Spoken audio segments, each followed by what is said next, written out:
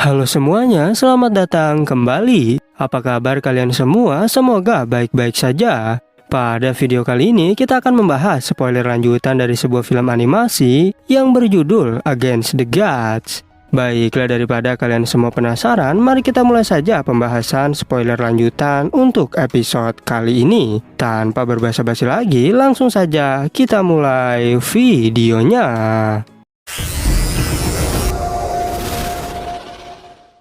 Cerita ini berlanjut, kita diperlihatkan Yunce yang telah tiba di susunan teleportasi.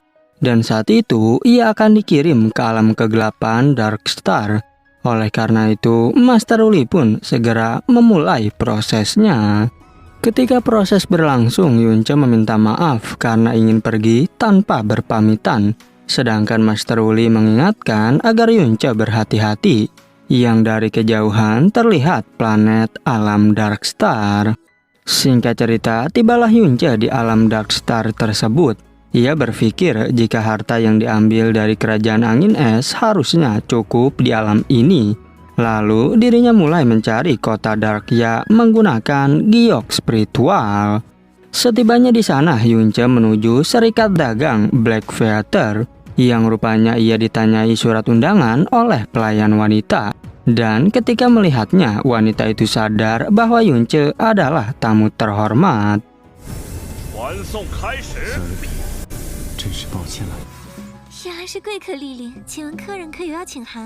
Kemudian wanita itu mengajak Yunce bertemu dengan pengelola serikat dagang bernama Tetua Ji. Dan Tetua Ji berkata bahwa tamu kali ini terlihat cukup asing. Ia juga bertanya, mengapa kau datang ke serikat dagang kami? Yunce menjawab bahwa aku membutuhkan orb spirit. Tapi Tetua Ji sangat kesal karena proses pembuatan obat itu adalah suatu kejahatan. Yang membuat Yunce terkejut karena ternyata situasinya berbeda dengan yang dijelaskan oleh Master Uli. Dikarenakan tak punya pilihan lain, Yunce mulai menunjukkan token miliknya. Dan kini Tetua Ji sadar bahwa Yunce merupakan tamu rekomendasi dari Master Uli. Ia bertanya, siapakah namamu sebenarnya? Yunce pun menyamar sebagai Tuan Ling Yun. Tetua Ji menyayangkan karena orb spirit kali ini sangat spesial, yang menurutnya mungkin kau tak akan mampu membelinya. Namun jika kau tertarik, maka aku akan memberitahu lokasi untuk pertukarannya.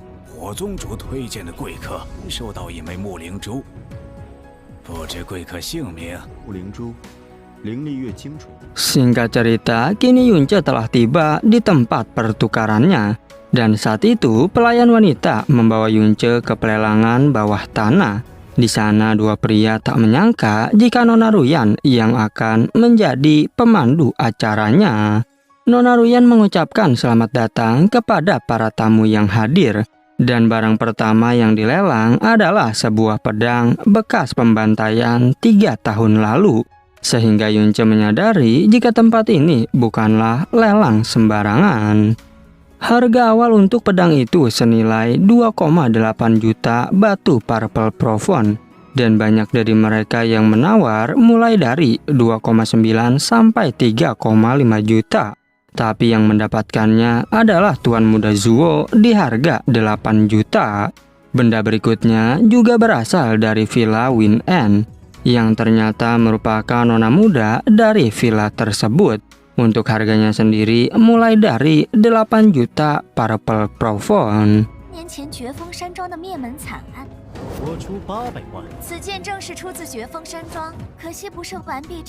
Beberapa orang mulai menawar dari 10 sampai 20 juta. Sementara Yunce terkejut karena rupanya manusia pun ikut dilelang. Namun yang berhasil membelinya adalah seorang tuan muda di harga 40 juta. Kemudian Tuan Muda Yusan sudah tak sabar dengan benda yang lebih menarik. Oleh karena itu, Nona Ruyan terpaksa mengeluarkan benda yang spesial. Dan ternyata benda itu adalah makhluk dari klan Wood Spirit. Yunce menyadari jika ingin mendapatkan orbnya, maka harus membunuh anak kecil ini. Sedangkan Tuan Muda Yusan sangat kesal karena wanita sebelumnya lebih baik dari bocah tersebut. Namun, Nona Ruyan memberitahu jika ini bukanlah wood spirit biasa. Yang hal itu membuat mereka terkejut karena rupanya dia adalah wood spirit bangsawan. Dijelaskan, wood spirit bangsawan dapat meningkatkan kultivasi di bawah Divine King, sehingga para tuan muda sudah tak sabar untuk membelinya. Bahkan mereka akan saling berebut untuk mendapatkan bocah itu. 但如果只是这些货色，如果我要取木灵珠，木灵，说什么我也要拿到。灵可不是普通木灵。 Yunce menyadari jika situasi saat ini memang buruk dan pelelangan dimulai dengan harga 100 juta Purple Prophone yang langsung ditawar oleh Tuan Muda Yusan hingga 150 juta. Semua orang tak memiliki kesempatan karena harganya ditawar sangat tinggi oleh Yusan.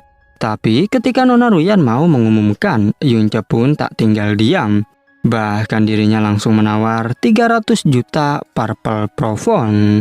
Mendengar hal itu membuat semua orang seketika terkejut. Dan menurut mereka, jika Yunce berasal dari keluarga yang sangat kaya. Begitu pula dengan Yusan yang penasaran siapakah orang ini sebenarnya. Nona Ruyan berterima kasih karena Yunce sangat dermawan. Sementara Yusan yang tak mau menyerah segera menawar 330 juta. Sehingga membuat semua orang mengira jika Yunce pasti tak berani menawar lagi. Di luar dugaan, Yunce justru malah menawar 430 juta. Yang seketika membuat semua orang semakin tak percaya. Berbeda dengan Nona Ruyan yang sangat senang mendengar hal itu. 我出1亿5千万。这个木灵王族的底价，生，估计是别的星域的。这我出3亿不。加4亿，还有贵客。 Singkat cerita, Yunce membayar 430 juta untuk langsung membawa bocah itu. Tapi ketika ia hendak membawanya, tiba-tiba saja terjadi sesuatu. Ternyata Nona Ruyan menjelaskan jika kami tak jadi menjual wood spirit tersebut. Seorang pria berkata bahwa penangkap bocah ini ingin mengambilnya kembali. Namun Yunce yang tak terima berkata, apakah seperti ini pelayanan dari serikat dagang kalian? Nona Ruyan menjawab, tentu saja tidak, karena kami selalu menjunjung tinggi prinsip kami.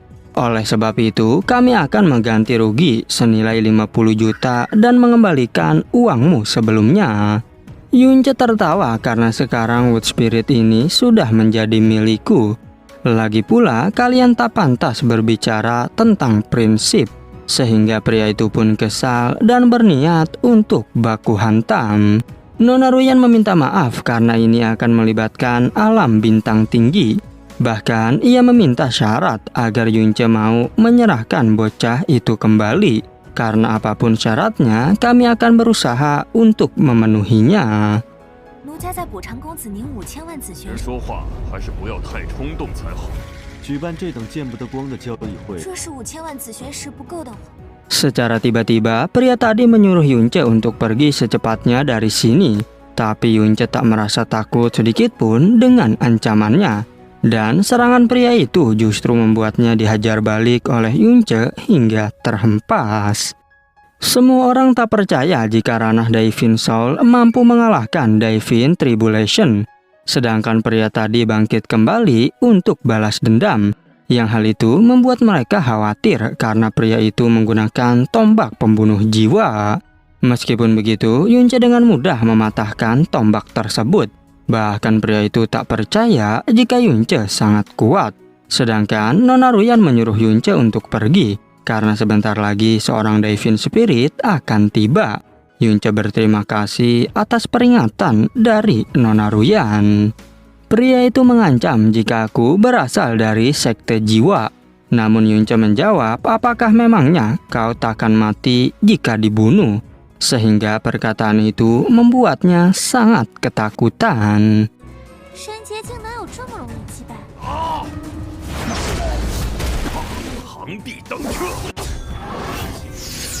要你好看天。 Singkat cerita, tibalah Yunce di sebuah hutan. Dan bocah itu langsung berterima kasih kepada senior Yunce. Tapi Yunce memberitahu bahwa kau jangan berpikir jika aku melakukan semua ini untuk menyelamatkanmu. Walaupun demikian, bocah itu tahu bahwa Yunce adalah orang baik. Namun Yunce menyuruhnya untuk menyerahkan orb spirit secepatnya. Tapi bocah itu bilang jika aku bukan takut mati, melainkan diriku belum mati sekarang. Karena kini anggota kerajaan hanya tersisa aku dan saudariku saja di dunia ini. Yunce mengatakan bahwa aku tak peduli padamu. Tapi bocah itu memohon karena jika kami mati, maka seluruh darah keluarga kami akan musnah. Sehingga karena terpaksa, Yunce pun menyuruh bocah itu untuk pergi saja. Yunce bertanya, mengapa kau belum pergi juga? Bocah itu pun meminta agar senior mau mengantarku pulang. Yang membuat Yunce kesal karena bocah ini sudah keterlaluan. 就只剩下我和姐姐了，我可不是什么好人，罢了罢了。能不能请您送我？ Dikarenakan tak punya pilihan lain, Yunce pun lagi-lagi terpaksa harus mengantarnya. Di perjalanan, Yunce bertanya mengapa rumahmu berada di dekat kota Darkia. Bocah itu menjawab jika di sini tempat kami dilindungi oleh kekuatan alam. Namun aku dan saudariku terpisah karena bencana alam 3 tahun yang lalu. Bocah itu memberitahu bahwa namaku adalah Helin. Dan ketika sampai di sana, Yunce menyadari jika aku tak merasakan aura apapun sebab kekuatan alam. Sedangkan Helin membuka portal untuk menuju ke tempat persembunyiannya. Sesampainya di sana, mereka sangat senang karena tuan muda Helin masih hidup. Bahkan nenek Qingye mengira jika Helin sudah terbunuh oleh manusia. Namun Helin menjawab bahwa aku telah diselamatkan oleh Kak Yunce. Semua orang berterima kasih atas kebaikan Yunce. Nenek Qingye berkata, meskipun kami membenci manusia, tapi kau tetaplah penyelamat kami. Sementara Yunce mengatakan jika kalian tak perlu sampai seperti ini. 以为你被人类抓去了，我可能就回不来了。超好又超厉害的大哥哥，是我们一族的大恩人。 Meskipun begitu, nenek Qingye bertanya apakah ada keinginan karena kami ingin membalas kebaikanmu. Yunce menjawab jika awalnya aku memang mengincar orb spirit, tapi ia ingin segera pergi karena memiliki urusan lain. Ketika Yunce hendak berjalan, mereka pun menghentikannya. Nenek Qingye menjelaskan jika aku ingin memberikanmu orb spirit. Lagi pula, kau memang pantas menerimanya sebagai penyelamat kami. Nenek Qingye berkata bahwa ini adalah orb spirit istrinya Qingmu yang meninggal karena terluka parah. Sedangkan Yunce tak percaya bisa mendapatkan orb spirit di sini. Bahkan ia berterima kasih kepada mereka semua. Dikarenakan butuh waktu 2 jam untuk membuka segel, Helin pun mengajak Yunce ke rumahnya. Dan Yunce juga terkejut karena ternyata tempat ini sangat indah. Lalu Helin memperkenalkan sepupunya yang bernama Qinghe.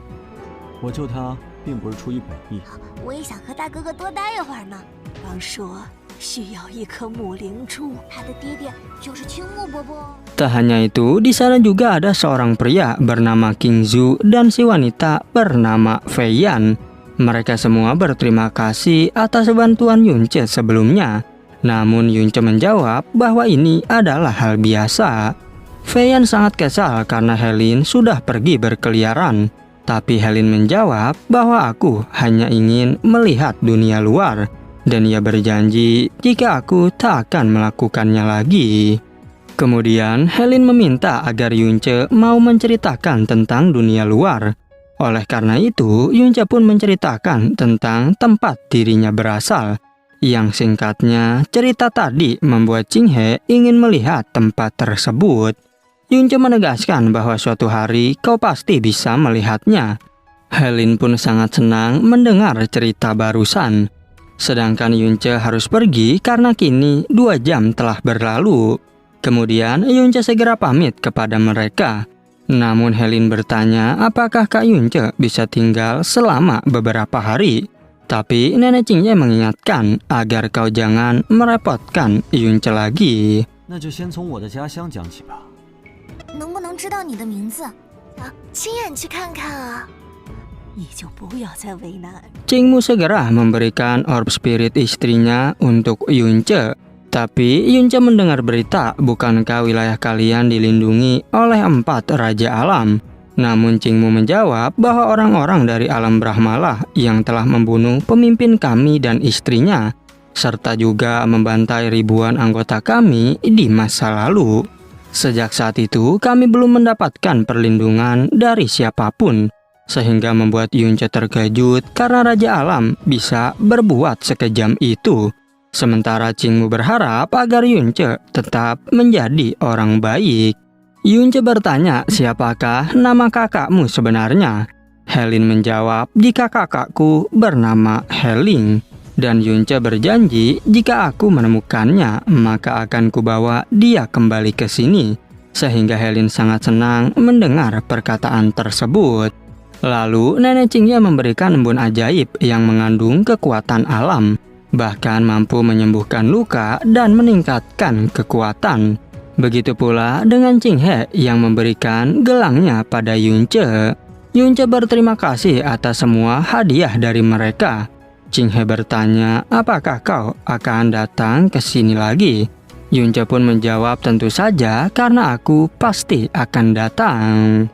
你能一直保持这颗善良。回来，让你们姐弟团聚。云彻哥哥，你问这个干什么？他可以保护云彻哥哥的。同时也可以恢复。 Dan pada akhirnya spoiler untuk episode 96 pun bersambung. Oke, cukup sekian, terima kasih untuk video kali ini dan sampai jumpa di video berikutnya.